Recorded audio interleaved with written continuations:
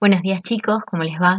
Bueno, para este comienzo de semana he querido traerles como una especie de resumen de los temas vistos hasta el momento para que justamente sea mucho más sencillo poder abordar el método científico que es a donde nos vamos a comenzar a introducir de a poquito en estas próximas semanas.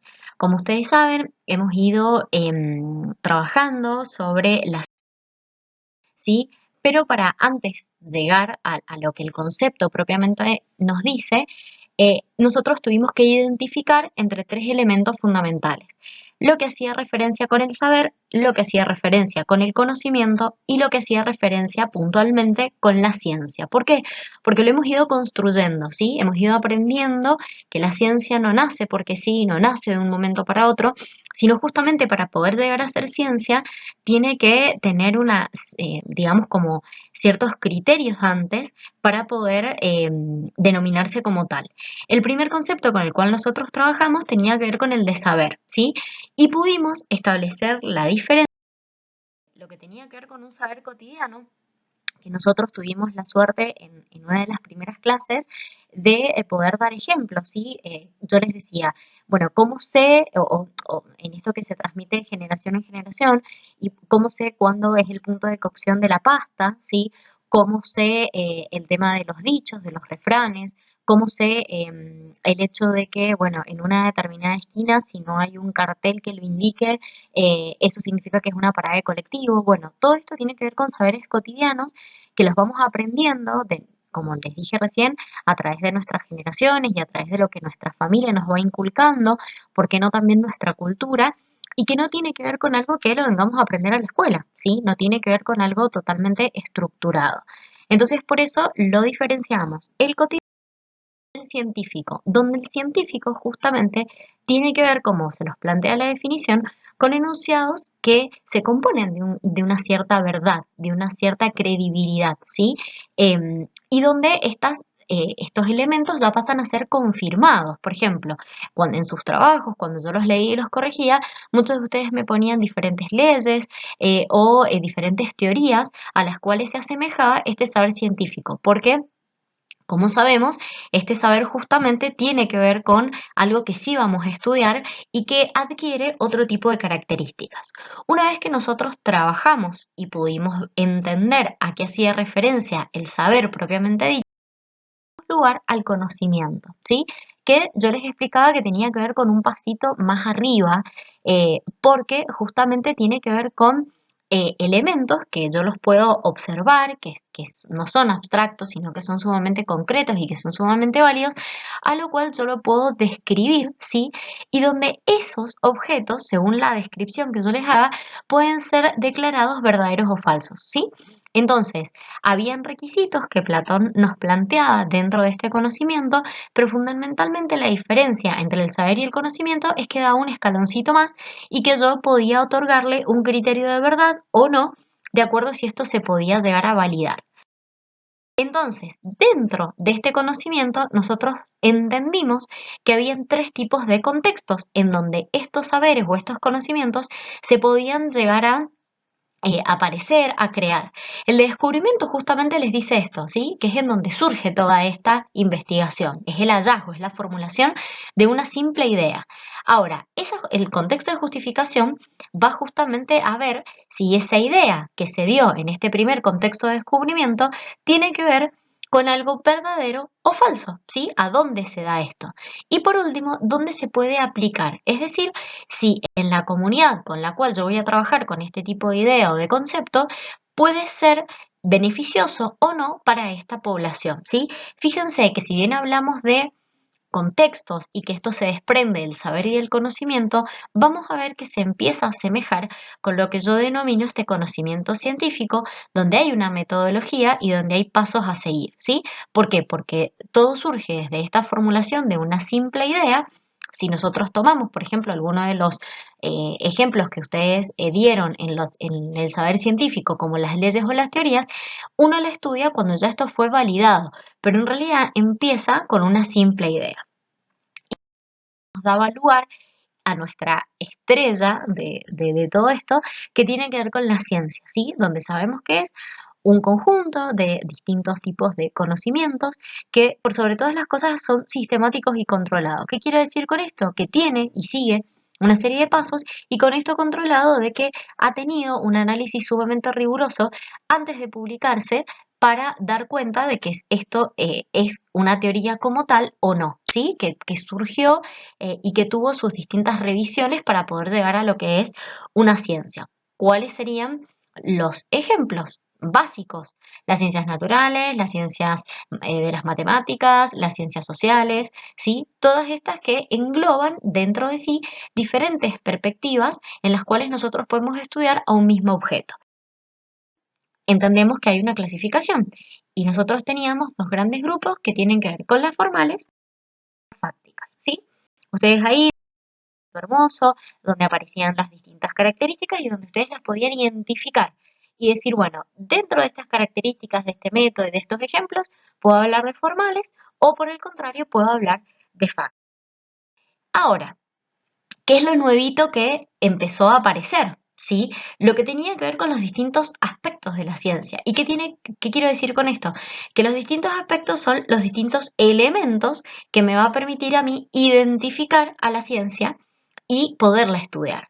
La parte empírica, ¿sí? En esto de que hay, digamos, como una base de información y que nuestros sentidos lo podemos percibir para poder denominar a este objeto. La parte metodológica, es decir, todos los pasos, estrategias, herramientas que se despliegan para poderla.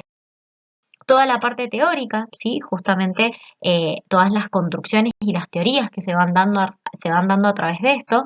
La parte social, que tiene que ver justamente no que se da en la sociedad, sino por el contrario, con todos los agentes que participan para que esto pueda llevarse a cabo. Y viene, así como les dije que teníamos nuestra gran estrella, que era la ciencia, tenemos a nuestra gran estrella que tiene que ver con el conocimiento científico. Seguramente muchos de ustedes han escuchado y han estudiado en más de una oportunidad al conocimiento científico o al método científico, con ese famoso cuadrito donde hay un montón de pasos a seguir y donde aparecen nuestras queridas amigas las hipótesis y otros elementos más. Ahora, me interesa que nos quede claro cuáles son estas características de este conocimiento, de este método, para que justamente cada vez más nos podamos adentrar, como les dije, en estas semanas en lo que tiene que ver con este contenido.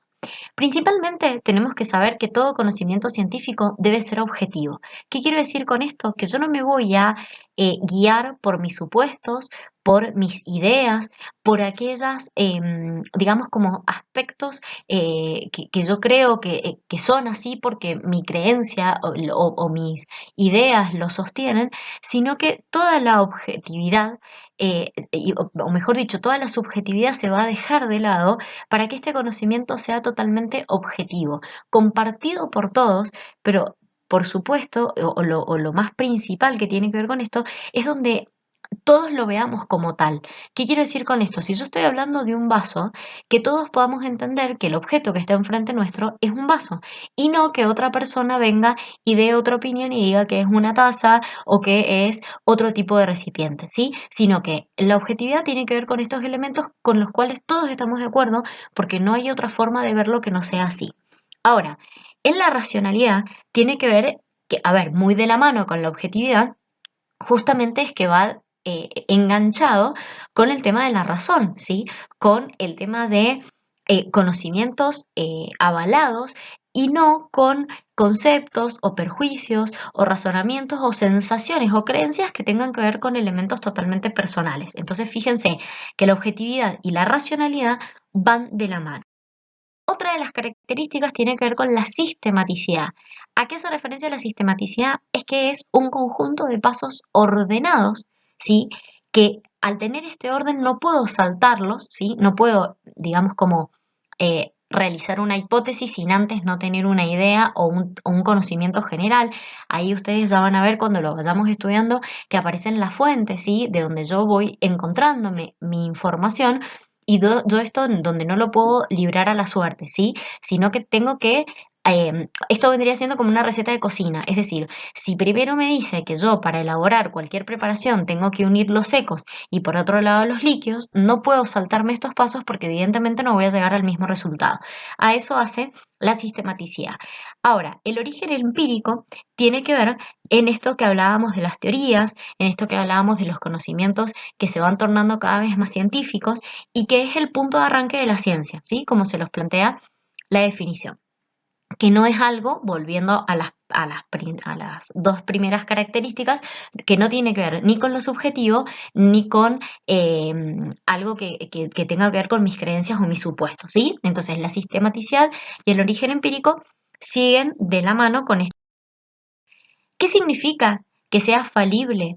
Que al estar, digamos, como estudiada y elaborada por hombres, significa que tiene un margen de error, ¿sí?